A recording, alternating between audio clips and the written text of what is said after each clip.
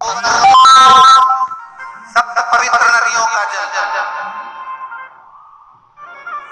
7 पवित्र नदियों का जल, उसमें से कावेरी, नर्मदा, गंगा, गोदावरी, सरस्वती, जितनी ये सप्त नदियों की पवित्रता है, मंदाकिनी, नर्मदा, गंगा आदि, यमुना, सप्त नदियों का जल एकत्रित कर और सप्त नदियों के जल से किसी भी महादेव के मंदिर में एकांतेश्वर महादेव का नाम ले। कौन से महादेव? हमने पहले कथा में कहा है, कई बार एकांतेश्वर महादेव की कथा भी कही, सुनिए आप लोगों ने। एकांतेश्वर महादेव का हमने वर्णन किया है। जिस दिन तुम्हें लगे कि मेरा ये काम होना चाहिए, उस दिन एकांतेश्वर महादेव के पास जाकर बैठ।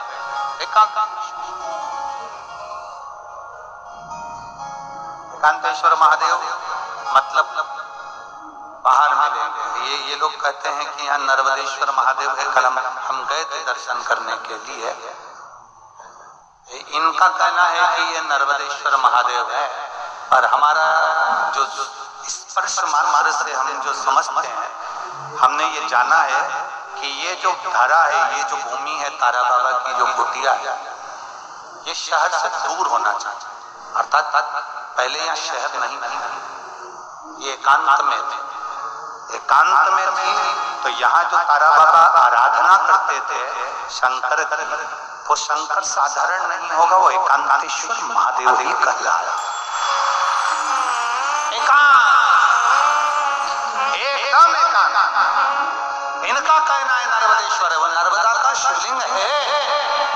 शिवलिंग कहीं का भी हो सकता है, पर उसकी एकांतता देखी जाती है, एकदम मौन, स्थिर, साज बैठे,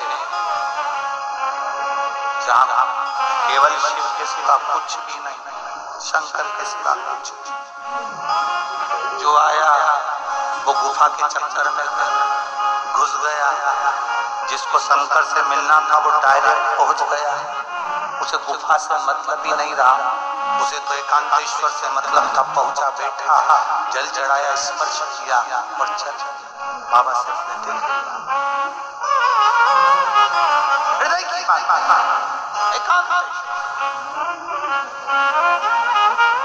सप्त नदियों का जल रख कर सप्त बेलपत्र के ऊपर, सप्त नदियों का जल, एक बेलपत्र उसके ऊपर एक कटोरी में, बाटी में, एक पात्र में एक नदी का जल, दूसरी बेलपत्र ली, दूसरी कटोरी में फिर जल। बाबा की आराधना कर कर, शिव से विनती कर कर, भगवान शंकर के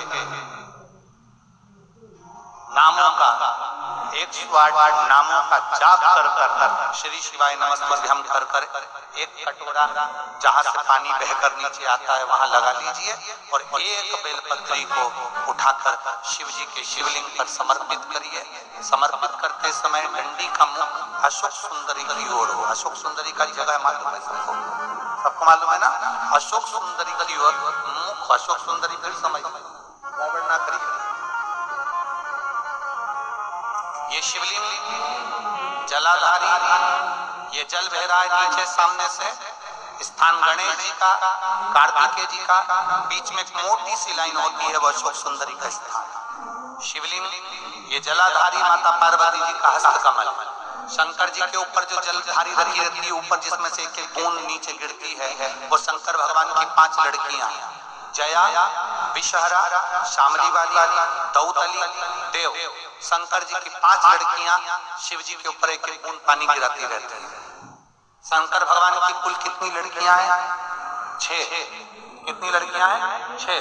5 जया, विषहरा, शामली वाली, दौतली, देव। शंकर जी की 6ठे नंबर की लड़की है अशोक सुंदरी। जब हम प्रयोग करेंगे एकांतेश्वर महादेव का, ये बेलपत्र जो हमने समर्पित करी है, डंडी का मुख अशोक सुंदरी की ओर हो। डंडी का आप बैठे कहां पर हो? जल चढ़ाते समय शिव जी को जल कहां बैठकर चढ़ाया जाता है? जम के बोलो जरा। जहां से जल बहकर जा रहा है इसके ठीक विपरीत ही हो, ठीक विपरीत। जल बहकर जा रहा है इधर तो तुम बैठोगे इधर, इधर नहीं बैठोगे, इधर नहीं बैठोगे। जल इधर बह रहा है तो तुम इस साइड बैठोगे। यहाँ बैठकर फिर बेलपत्र को आप समर्पित करोगे। डंडी का मुख उधर होगा, पत्ती का मुख आपकी ओर होगा, और जो एक नदी का जल है वो समर्पित कर कर जो पात्र लगाए उसमें वो जल इकट्ठा होते चले जाए। दूसरी बेलपत्र उठाना है, 108 बार शिव का नाम लेना है, फिर वापस बेलपत्र श्री शिवाय नमस्ते हम कर समर्पित करना है।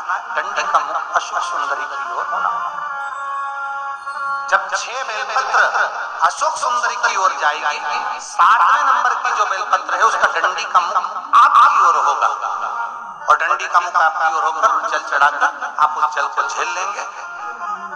जहां नंदी बैठे हैं, नंदी का जो पांव जिस जगह पर उठाओ, अगर इस पांव उठाओ तो इस ओर, ये पांव उठाओ तो इस ओर, नंदी का पांव जहां उठा रहता है वहीं पर बैठकर पति पत्नी दोनों उस जल को आचमन कर लेंगे, दोनों उस जल को पूरा पी जाएंगे और बाबा से झोली पसार कर प्रार्थना करेंगे कि हमें संतान का सुख देना, मेरा देव महादेव। एकांतेश्वर महादेव का स्मरण करिए। एकांतेश्वर पहुंच गए विश्वनाथ मुनि अपनी धर्मपत्नी को लेकर एकांत में, जहां भगवान शंकर विराजमान थे उस एकांतेश्वर महादेव के पास।